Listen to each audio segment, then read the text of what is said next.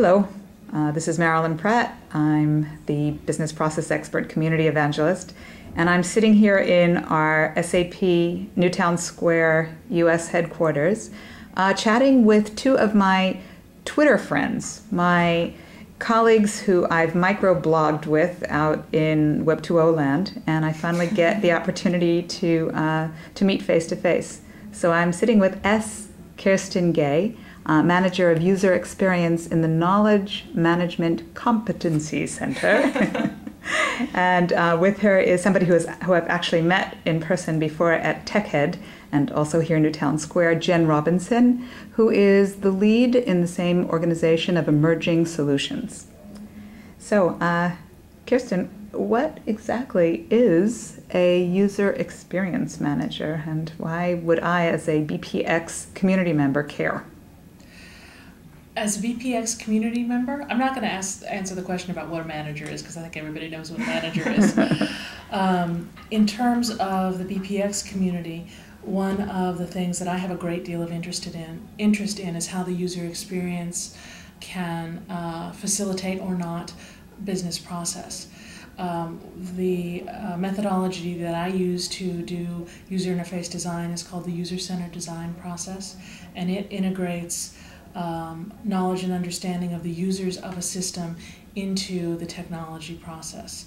I know that you talk a lot about the business side and the geek side, so what did you call them, suits and geeks. I look at a kind of third party on that, which is the user. And I work with a number of people in my organization who are specialists, human factors analysts and specialists in people, cognitive psychologists, and we do a lot of research on the people that we make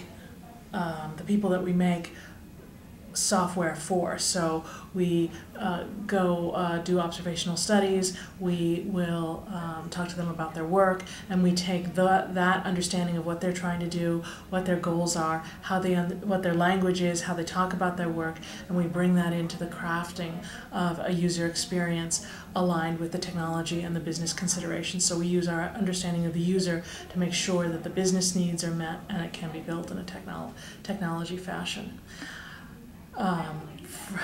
What we can do, to segue a little bit into Jen's work, what we can do with that is, because we understand the user and because we understand the business and because we understand the technology, we can begin to use that understanding of the user to imagine how new solutions and emerging solutions might function for the user and their personal tasks and for the business. So we might help Jen as she is exploring new technologies. So do you want to talk about what you do?